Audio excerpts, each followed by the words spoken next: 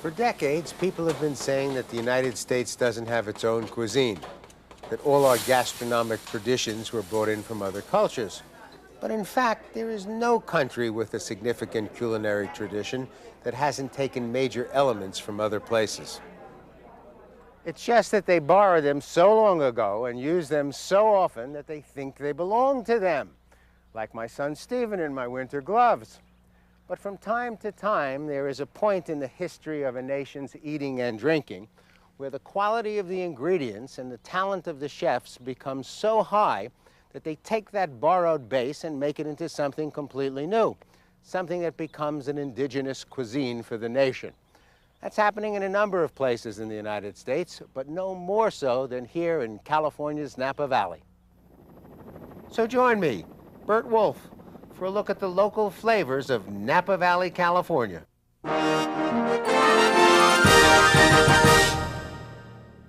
This simple building in Napa Valley is actually one of the hottest restaurants in the United States. It's Thomas Keller's French Laundry.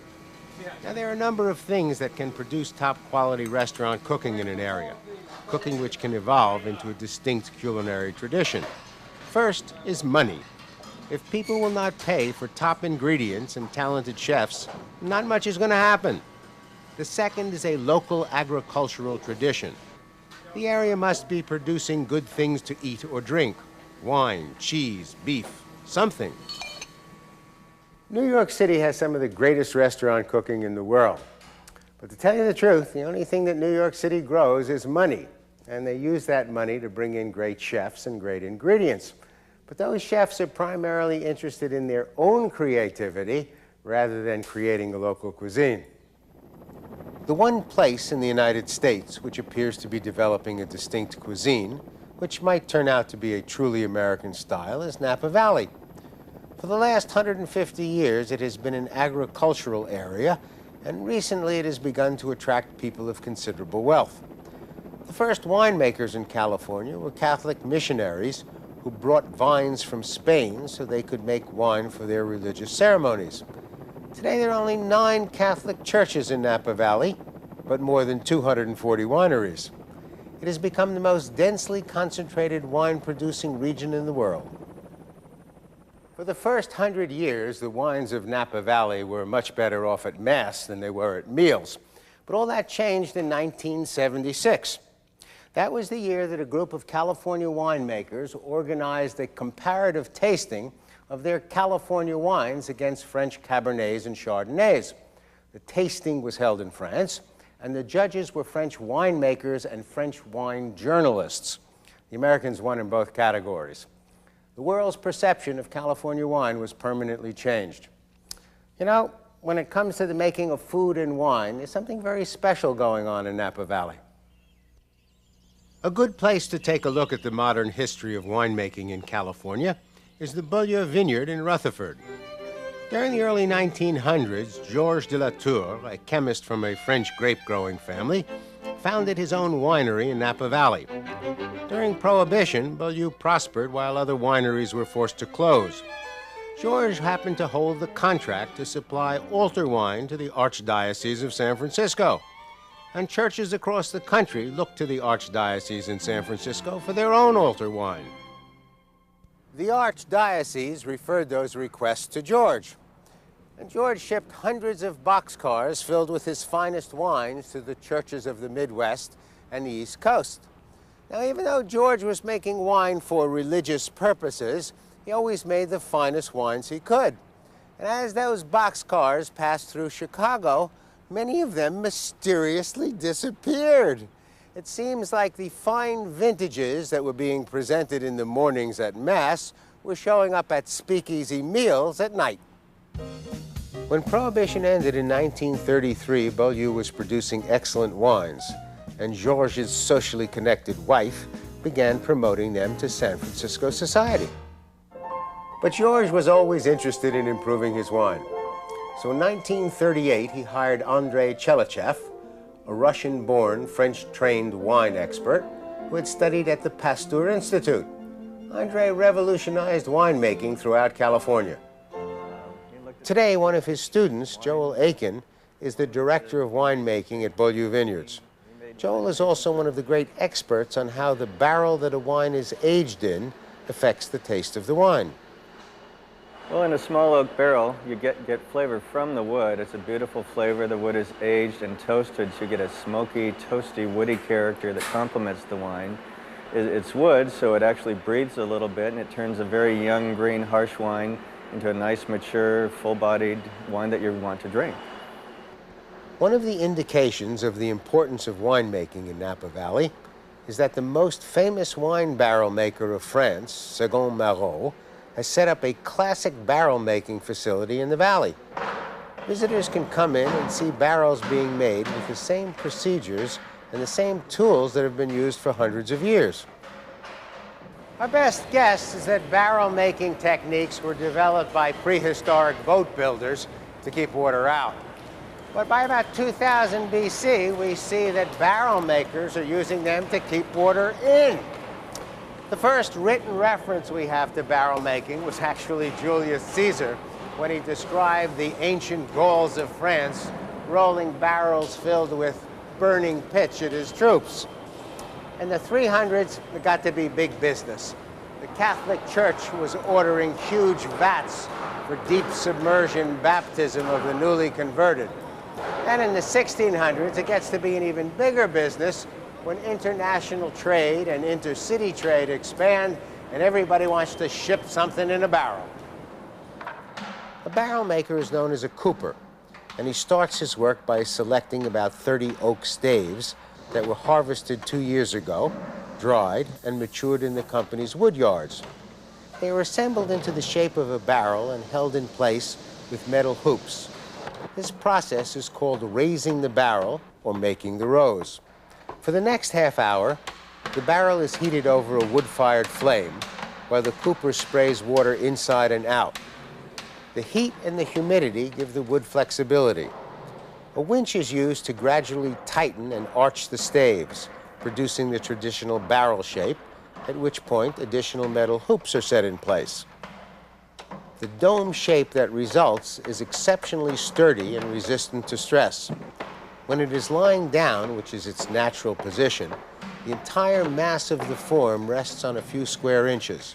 A child can easily maneuver a full 350-liter cask with one hand. The newly formed barrel is ready for a 15 to 20-minute toasting over an open flame. Only the inside is toasted, and the amount of toasting is set by the winery that ordered the barrel. Toasting changes the chemical makeup of the wood. Hundreds of different compounds are developed, each with its own flavor and aroma. Vanillin is the most dominant flavor, but every compound imparts some element to the wine that will be stored in the barrel. Each winemaker has slightly different specifications for toasting, all part of his attempt to control the final taste and aroma of the wine. After toasting, the staves are trimmed and grooves cut in place for the barrel heads that close the ends. The heads are cut and measured and set in place. The final hoops go on, some sanding and finishing to bring out the beauty of the oak. And finally, as coopers have done for hundreds of years, the master craftsman signs his work, which means it's time to barrel along. The first restaurant in Napa Valley to develop an international reputation for good cooking was Mustard's Grill. It opened in 1983 with a menu that was based on regional American cooking, which was unusual for the time. Mustard's is as easy and friendly a place as you can find. The first course was crispy rounds of calamari with curried slaw and arugula. Next, a grilled Mongolian pork chop with mashed potatoes and red cabbage. The chop was marinated in hoisin sauce, which adds a sweet caramelized flavor. For dessert, lemon lime meringue pie garnished with candied lemon zest. Best I've ever had. Mustard's Grill is located in the town of Yountville, which is also where you will find my favorite spot for breakfast. A down-home diner cleverly called The Diner. Locals love this place. It's comfortable, friendly, and it has a great collection of Art Deco fiesta ware from the 1930s. Karen Gann runs the place, and her specialties include cornmeal pancakes, with smoky link sausage, huevos rancheros with homemade enchilada sauce and chicken apple sausage, a renowned buttermilk milkshake, and last but not least, the Yountville Scramble. Scrambled eggs, feta cheese, sweet peppers and onions served with seasoned potatoes, grilled onions and melted cheddar, along with focaccia bread. And what will the crew be eating? They can eat anything they want. This is all mine. That's all yours, okay. A dramatic way to get a look at Napa Valley is to take a ride in the wine plane. Jim Higgins and his wife Kim will take guests on a private aerial tour. It gives you a unique view of how the vineyards, mountains, lakes, and canyons come together to form this beautiful valley. I find this to be a particularly interesting and beautiful part because of the way that the vines kind of hang on to the hillside. They have to really struggle to grow. There is such fantastic drainage here that the root system actually has to dig down and work very hard. When the vine has to work hard, it produces a more flavorful, intense grape. And it typically works out that whatever looks good from the air typically tastes good in your glass as well. And down to the right, you'll notice as we circle around, Meadowood Napa Valley, nestled in the hills. It has its own private little valley, and you can see it clearly defined here by the golf course. And then if you look at the large green spot in the middle that's a perfect square, that's the croquet lawn. Meadowood is one of the great resorts in Northern California, and its chef, Pilar Sanchez, will resort to any means to make a great meal. This is why chefs don't go to the gym. We just work out. Her opening course was a warm radicchio salad, and the first thing that Pilar did was make a vinaigrette. The vinaigrette is made from balsamic vinegar, sage, thyme, and tarragon, and the tool that she is using is an all-purpose wire whisk. The job of a whisk is to multiply a single stroke into many, and that's what these wires do. If you're going to get an all-purpose whisk, the classic pear shape is best. You want to make sure that there's a watertight seal here at the top of the handle so your dishwasher can do a job. It's nice to have a hook at the bottom, and an ergonomic, easier grip handle is a good idea too. So, to this we add our radicchio that I've quartered, and then this is going to go onto the grill. How long do you cook it? Just a couple of minutes. Like I said, I'm just going to char it on the end. It's going to end up raw in the center. What I'm looking for is that charred flavor. If I don't have an open grill like this at home, can I do it in a grill pan? A grill pan would work great, yes. All right, so we're just going to rough chop that into bite-sized pieces, like so. And then what makes this salad so special is this wonderful goat cheese that is made here in St. Helena. And I'm going to just shave a good amount into it. Pilar was using a potato peeler. Now, potato peelers were originally designed to cut a paper-thin layer of potato skin off a potato or skin off a carrot. When you're picking one out, best of class will usually be a swivel blade and two blades so you can draw it across it towards you. And make sure it has a really good grip. Next, the radicchio is plated into the center of a dish and garnished with dried figs that have been poached in port wine, and some thin slices of pancetta, an Italian bacon that has been baked. And then to finish it off, red balsamic syrup. Beautiful. It is. The main course is a pork tenderloin that is served with sweet potatoes, yams, bok choy, mushrooms, and a shallot and sake sauce. So we're going to start by salting and peppering, which I could use some help with. Okay. I'll put that over for you. Let me tell you what to look for when you're buying a pepper mill. First thing is a comfortable grip. Second, the system for refilling the mill should be different from the system for setting the grind. You want to be able to open it up, have a wide mouth, get the peppercorns in easily, and then close it up independently of the screw that adjusts the grinds. Because if it's the same screw that opens it to refill, then every time you refill it, you're going to have to refine the spot where you have the grind that you want. You also should have blades that are either stainless steel or ceramic. They will really hold their edge for a long time. And you want it to hold at least a half a cup of pepper if you're going to put it in the kitchen. It can hold less if it's at the table. All right, so we're going to put it in my hot pan here that I've got olive oil ready. So I'm just gonna give it a nice color on all sides. And then this is going to go into the oven for about 5 to 7 minutes. Mushrooms are sauteed. Bok choy, also known as Chinese cabbage, is sauteed. Sweet potatoes and yams are baked and then sliced. A cylinder-shaped mold is placed in the center of a warm plate. The potatoes go into the bottom, then the bok choy, then the mushrooms. Finally, slices of the pork are fanned out on top, and the mold is removed. Wow! The shallot and sake sauce is poured around the dish, and it's ready to serve. Dessert was a lemon souffle with chocolate ice cream.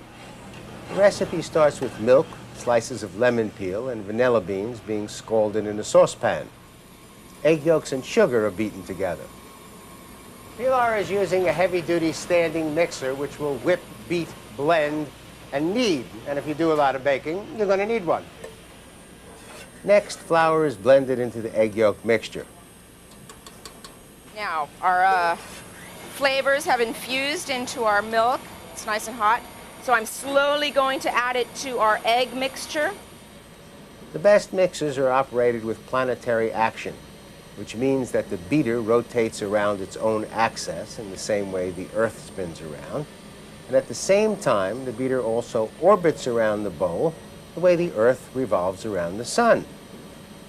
Planetary action produces better contact between the beater and the ingredients and the beater and the sides of the bowl, which means you have to spend less time pushing down the ingredients with a spatula. Next, egg whites are whipped with sugar until they stand in peaks. If you're into bodybuilding, you can whip those egg whites into shape in a copper bowl. There's a chemical interaction between the copper and the egg whites that produces a thick foam texture that will hold its shape better when additional ingredients go in. When you're picking out a bowl, you want one that is twice as wide as it is deep. It should have a thick rim that will hold its shape when you bang against it, and about a 12-inch diameter is best for the home cook. Then the milk mixture comes out of the fridge. Right. This is our pastry cream. And then for that 1 part of pastry cream, I'm going to add 3 spoonfuls of egg white. And then, since we're making a lemon souffle, we'll add lemon zest. And it goes into our prepared mold, which has been buttered very thoroughly. And then into a 350-degree oven it goes. And it comes out looking something like that. Now, to present it to your guests, I use ice cream. So I'm simply going to pop my chocolate ice cream into that, and that serves as my sauce and a conversation piece. Pilar's dessert may be a conversation piece, but in Napa, a piece of almost every conversation is devoted to wine. And these days, that includes the glassware that the wine is being served in. The makers of Rideau glassware believe that the shape of a glass affects the taste of the wine you serve it in. In fact, they feel that each grape variety requires its own distinct glass. While I was in Napa, I invited a group of wine experts to join me for a test. We tasted the same wine in different glasses. Ellie Mitchell walked us through the process. We perceive sweetness at the tip of the tongue, acid and salt at the sides and underneath, and bitterness at the back of the tongue. And our glasses are designed to direct the flow of the wine to the proper taste zones of the tongue to accentuate fruit and de-accentuate acid. This glass was designed for Sauvignon Blanc. Go ahead and take a sip. Sauvignon Blanc is high in acid. This glass directs the flow of the wine right to the tip of the tongue so that the fruit's accentuated. There's a core of fruit and just the right amount of acidity. The acids are there for a really important reason. And once the wine's in your mouth, the acids and tannins kick in and balance out at the proper time to give you a completely balanced wine. Let's pour all of your Sauvignon Blanc into glass number 1 and smell it. Tell me what you're smelling. Boy, I can hardly smell it in this glass. It's gone. Now go ahead and take a sip of it.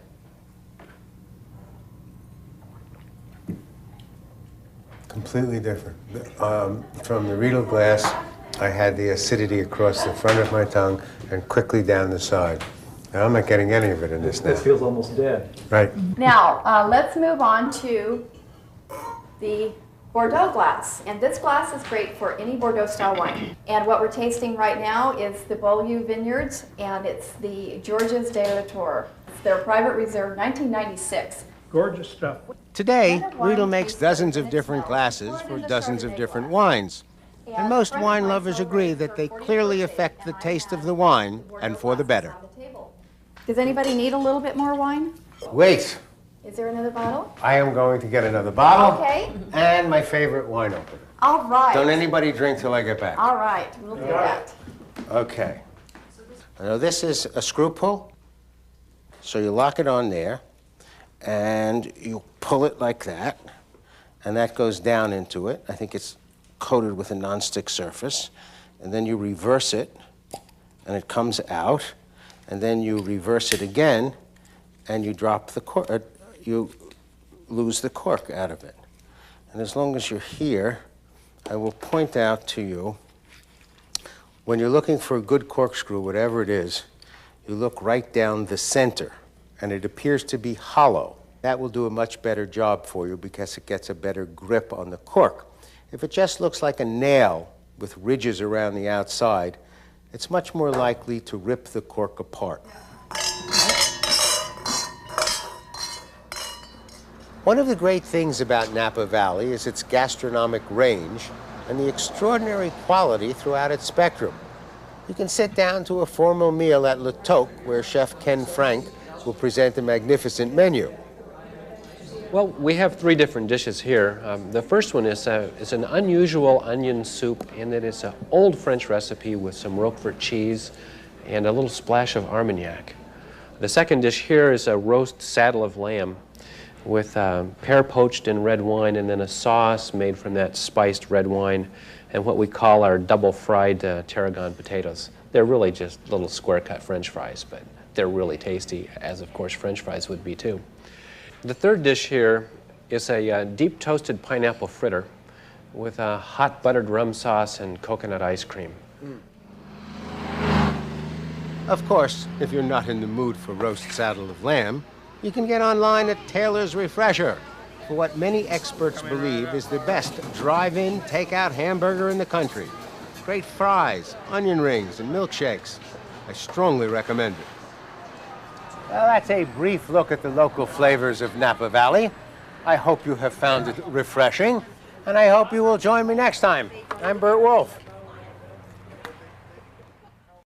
You can watch this program and link to hundreds of other Burt Wolf programs free at burtwolf.com. There's information on how to tour the same places, plus Burt's slightly irreverent take on history and culture. It's all at burtwolf.com. You know, when it comes to the making of food and wine, there's something very special going on in Napa Valley. A good place to take a look at the modern history of winemaking in California is the Beaulieu Vineyard in Rutherford. During the early 1900s, Georges de la Tour, a chemist from a French grape-growing family, founded his own winery in Napa Valley. During Prohibition, Beaulieu prospered while other wineries were forced to close. Georges happened to hold the contract to supply altar wine to the Archdiocese of San Francisco.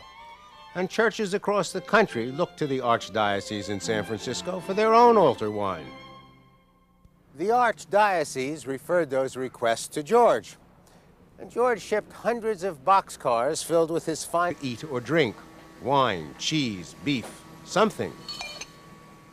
New York City has some of the greatest restaurant cooking in the world. But to tell you the truth, the only thing that New York City grows is money. And they use that money to bring in great chefs and great ingredients. But those chefs are primarily interested in their own creativity rather than creating a local cuisine. The one place in the United States which appears to be developing a distinct cuisine, which might turn out to be a truly American style, is Napa Valley. For the last 150 years, it has been an agricultural area, and recently it has begun to attract people of considerable wealth. The first winemakers in California were Catholic missionaries who brought vines from Spain. For decades, people have been saying that the United States doesn't have its own cuisine, that all our gastronomic traditions were brought in from other cultures. But in fact, there is no country with a significant culinary tradition that hasn't taken major elements from other places. It's just that they borrow them so long ago and use them so often that they think they belong to them, like my son Stephen and my winter gloves. But from time to time, there is a point in the history of a nation's eating and drinking where the quality of the ingredients and the talent of the chefs becomes so high that they take that borrowed base and make it into something completely new, something that becomes an indigenous cuisine for the nation. That's happening in a number of places in the United States, but no more so than here in California's Napa Valley.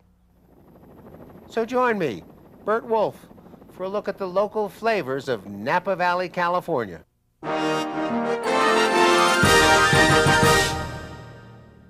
This simple building in Napa Valley is actually one of the hottest restaurants in the United States. It's Thomas Keller's French Laundry. Now, there are a number of things that can produce top-quality restaurant cooking in an area, cooking which can evolve into a distinct culinary tradition. First is money. If people will not pay for top ingredients and talented chefs, not much is going to happen. The second is a local agricultural tradition. The area must be producing good things so they could make wine for their religious ceremonies. Today, there are only 9 Catholic churches in Napa Valley, but more than 240 wineries. It has become the most densely concentrated wine-producing region in the world. For the first 100 years, the wines of Napa Valley were much better off at Mass than they were at meals. But all that changed in 1976. That was the year that a group of California winemakers organized a comparative tasting of their California wines against French Cabernets and Chardonnays. The tasting was held in France, and the judges were French winemakers and French wine journalists. The Americans won in both categories. The world's perception of California wine was permanently changed.